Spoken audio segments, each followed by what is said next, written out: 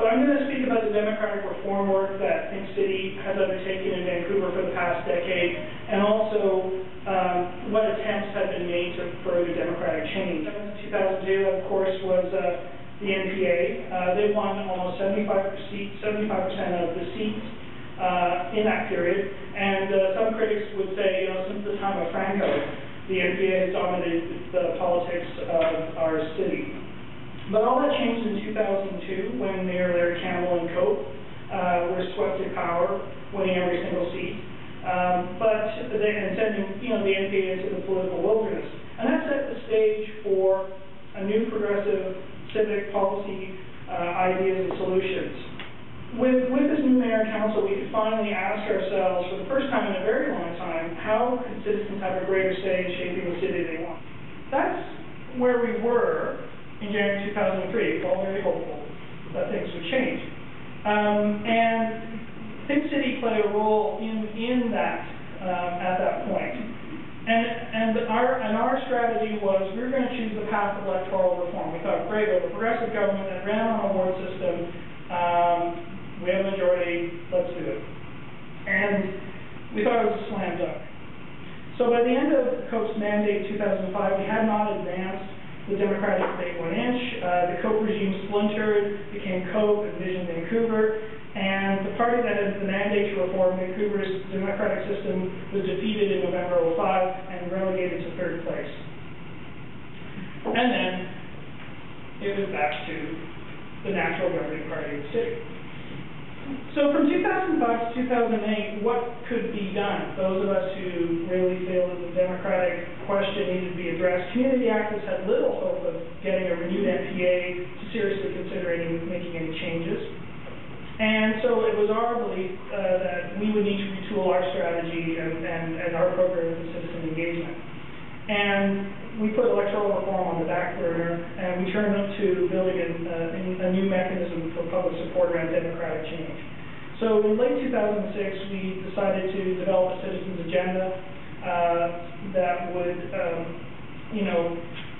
rather than simply electing a city council that was committed to reform, had not proved to be enough in the past. So Think City, we knew we needed to make sure we had a broader citizens movement outside the party system to push for change, no matter who was at the conference itself. We had 260 people that from diverse backgrounds, and of course one of those attendees was also a certain MLA named Gregor Robertson.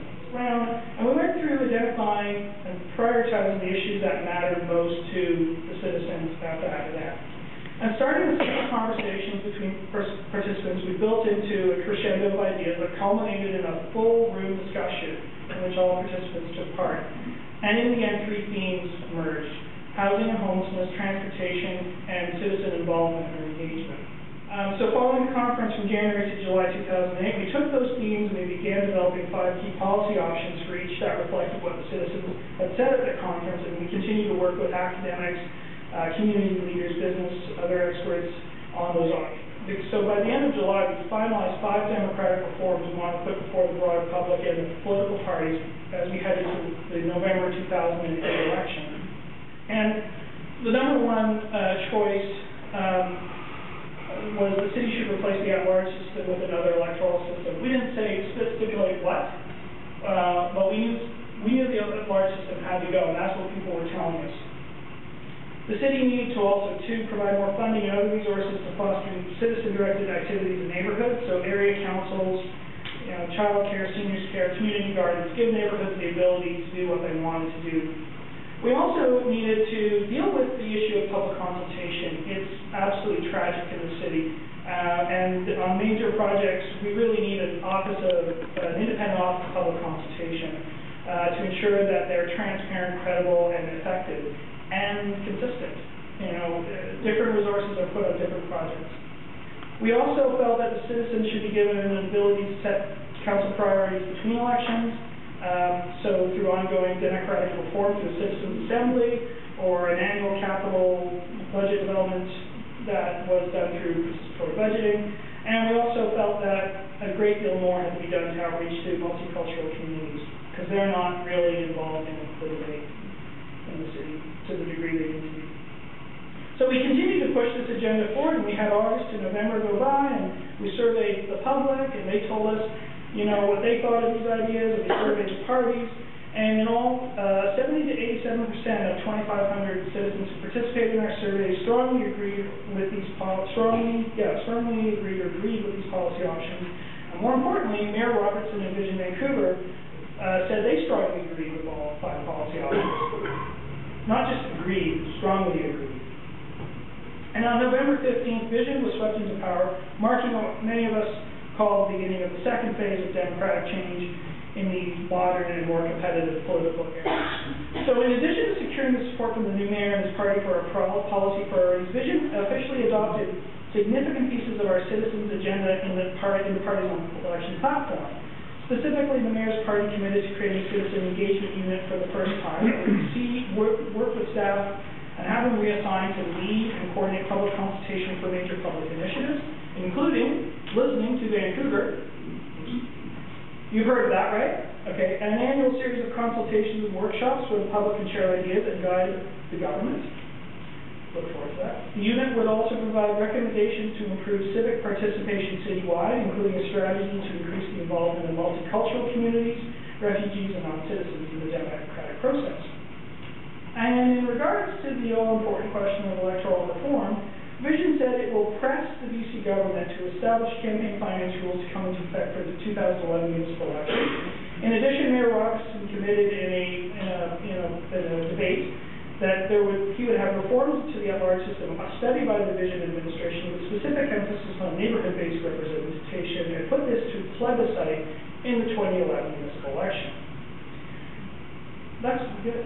And then after the election, Mayor Robertson lead councillor for citizen engagement, Councillor Andrea Reimer, told me last June when I was going to Montreal, I said, well, we're going to tell people in Montreal what we're doing. You haven't done anything since you've been elected. And I know there's the Olympics, the budget, and the votes in the spring on the provincial elections. What are you going to do? You need to tell people something. So she said, okay, this is what you can tell the Montrealers.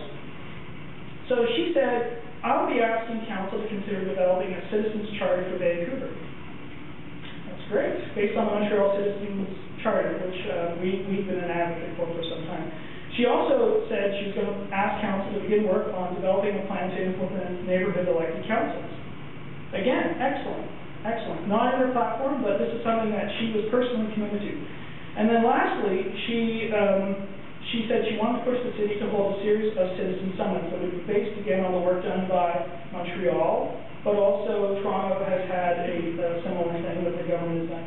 And now for the bad news.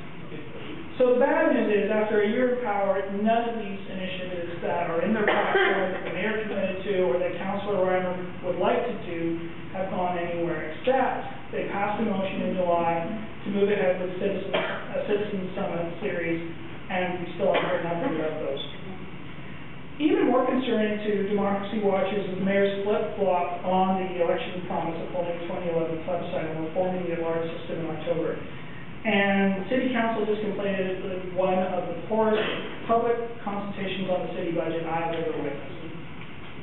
And I don't want to look like I'm picking on Vision because of... So, we don't have to accept this. And history's taught us that if we don't organize, we're not going to get changes even when a progressive administration is in power. And it's pretty clear to me that no government's going to surrender its power without some sort of struggle, some sort of citizen mobilization. And I hope tonight that this is the beginning of a dialogue that will lead to action on democratic change. And funnily enough, we have Gordon Campbell to thank for this opportunity. Because in September at the EBCM, he established a task force on electoral reform that now gives us the opportunity to ask, what do we want to change? And the provincial task force is yet to be appointed, or its terms of reference established, or given a budget, but we do know one thing: it has to report to the legislature by May 31st. So that's our timeline. From here to May, what do we in this room and outside this room want to do? So I think the other panels have some ideas, and I'll shut up now. And more importantly, so will all of you when we get to the discussion phase.